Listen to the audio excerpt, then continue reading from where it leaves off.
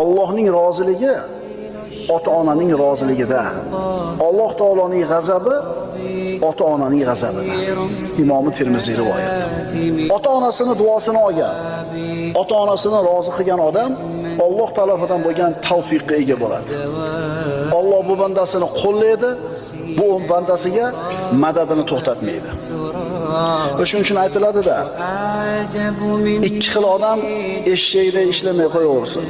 Ota-onasining roziligini olgan odam eshakda ishlamay qo'yaversin. Ota-onasiga oq bo'lgan odam eshakda ishlamay qo'yaversin.